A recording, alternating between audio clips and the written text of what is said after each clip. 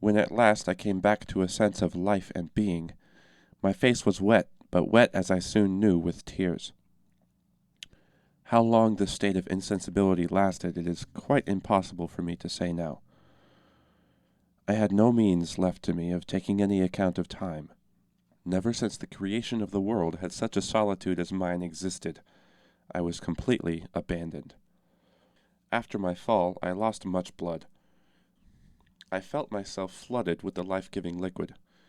My first sensation was perhaps a natural one. Why was I not dead? Because I was alive, there was something left to do. I tried to make up my mind to think no longer. As far as I was able, I drove away all ideas, and utterly overcome by pain and grief, I crouched against the granite wall. I just commenced to feel the fainting coming on again, and the sensation that this was the last struggle before complete annihilation, when on a sudden a violent uproar reached my ears.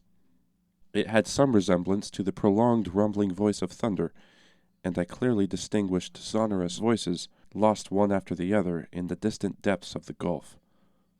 Whence came this noise? Naturally, it was to be supposed from new phenomena which were taking place in the bosom of the solid mass of Mother Earth. The explosion of some gaseous vapors, or the fall of some solid of the granitic or other rock. Again I listened with deep attention. I was extremely anxious to hear if this strange and inexplicable sound was likely to be renewed. A whole quarter of an hour elapsed in painful expectation. Deep and solemn silence reigned in the tunnel, so still that I could hear the beatings of my own heart. I waited, waited, with a strange kind of hopefulness. Suddenly my ear, which leaned accidentally against the wall, appeared to catch, as it were, the faintest echo of a sound. I thought that I heard vague, incoherent, and distant voices. I quivered all over with excitement and hope. "It must be hallucination," I cried. "It cannot be. It is not true." But no. By listening more attentively, I really did convince myself that what I heard was truly the sound of human voices. To make any meaning out of the sound, however, was beyond my power. I was too weak even to hear distinctly. Still, it was a positive fact that someone was speaking. Of that I was quite certain. There was a moment of fear. A dread fell upon my soul that it might be my own words brought back to me by a distant echo. Perhaps, without knowing it, I might have been crying aloud. I resolutely closed my lips, and once more placed my ear to the huge granite wall. Yes, for certain, it was in truth the sound of human voices. I now, by the exercise of great determination, dragged myself along the sides of the cavern until I reached a point where I could hear more distinctly. But though I could detect the sound, I could only make out uncertain, strange, and incomprehensible words. They reached my ear as if they had been spoken in a low tone, murmured, as it were, afar off. At last I made out the word "florid," repeated several times in a tone betokening great mental anguish and sorrow. What could this word mean, and who was speaking it? It must be either my uncle or the guide, Hans.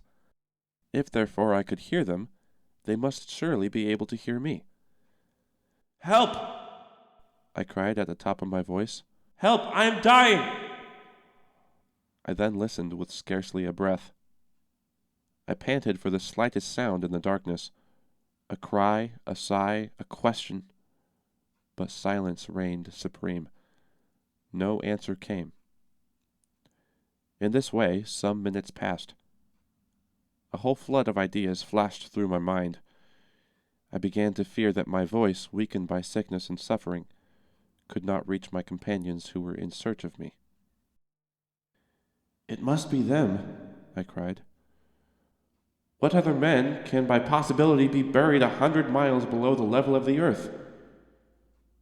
The mere supposition was preposterous. I began, therefore, to listen again with the most breathless attention.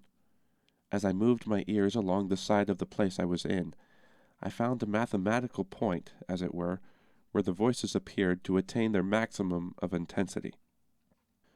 The word florid again distinctly reached my ear. Then came again that rolling noise like thunder which had awakened me out of torpor. I begin to understand, I said to myself after some little time devoted to reflection. It is not through the solid mass that the sound reaches my ears. The walls of my cavernous retreat are of solid granite, and the most fearful explosion would not make uproar enough to penetrate them. The sound must come along the gallery itself. The place I was in must possess some peculiar acoustic properties of its own. Again I listened, and at this time, I heard my name distinctly pronounced, cast as it were into space. It was my uncle, the professor, who was speaking. He was in conversation with the guide, and the word which had so often reached my ears, florid, was a Danish expression. Then I understood it all.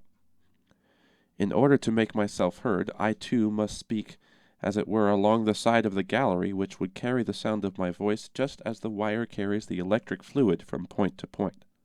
But there was no time to lose. If my companions were only to remove a few feet from where they stood, the acoustic effect would be over. My whispering gallery would be destroyed. I again, therefore, crawled toward the wall and said as clearly and distinctly as I could, "Uncle Hardwig." I then awaited a reply. Sound does not possess the property of traveling with such extreme rapidity.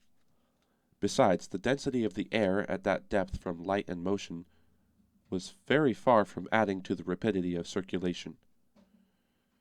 Several seconds elapsed, which to my excited imagination appeared ages. And these words reached my eager ears and moved my wildly beating heart. "Harry, my boy, is that you?" A short delay between question and answer. Yes, yes. "Where are you? Lost. And your lamp? Out. But the guiding stream. Is lost. Keep your courage, Harry. We will do our best." One moment, my uncle, I cried. I have no longer strength to answer your questions. But, for heaven's sake, do you continue to speak to me? Absolute silence, I felt, would be annihilation. "Keep up your courage. Said my uncle. As you are so weak, do not speak. We have been searching for you in all directions, both by going upward and downward in the gallery. My dear boy, I had begun to give over all hope, and you can never know what bitter tears of sorrow and regret I have shed. At last, supposing you to be still on the road beside the Hansbach, we again descended, firing off guns as signals. Now, however, that we have found you, and that our voices reach each other, it might be a long time before we actually meet. We are conversing by means of some extraordinary acoustic arrangement of the labyrinth. But do not despair, my dear boy. It is something gained even to hear each other." While he was speaking, my brain was at work reflecting. A certain undefined hope, vague and shapeless as yet, made my heart beat wildly. In the first place, it was absolutely necessary for me to know one thing. I once more, therefore, leaned my head against the wall, which I almost touched with my lips, and again spoke. "Uncle." "My boy." "It is of utmost consequence that we should know how far we are asunder." "That is not difficult." "You have your chronometer at hand?" I asked. "Certainly." "Well, take it into your hand. Pronounce my name, noting exactly the second at which you speak. I will reply as soon as I hear your words, and you will then know exactly the moment at which my reply reaches you." "Very good. And the meantime between my question and your answer will be the time occupied by my voice in reaching you." "That is exactly what I mean, uncle," was my eager reply. "Are you ready?" "Yes." "Then make ready. I am about to pronounce your name." said the professor. I applied my ear close to the sides of the cavernous gallery, and as soon as the word Harry! reached my ear, I turned around and, placing my lips to the wall, repeated the sound. 40 seconds, said my uncle. There has elapsed 40 seconds between the two words. The sound, therefore, takes 20 seconds to ascend. Now, allowing 1,020 feet for every second, we have 20,400 feet, a league and a half and 1/8. These words fell on my soul like a kind of death knell. 1.5 leagues, I muttered in a low and despairing voice. It shall be got over, my boy, cried my uncle in a cheery tone. Depend on us. But do you know whether to ascend or descend? I asked faintly enough. We have to descend. I will tell you why. You have reached a vast open space, a kind of bare crossroad from which galleries diverge in every direction. That in which you are now lying must necessarily bring you to this point, for it appears that all these mighty fissures, these fractures of the globe's interior, radiate from the vast cavern which we at this moment occupy. Rouse yourselves then, have courage, and continue your route. Walk if you can, do not drag yourself along. Slide if nothing else is possible. The slope must be rather rapid, and you will find strong arms to receive you at the end of your journey.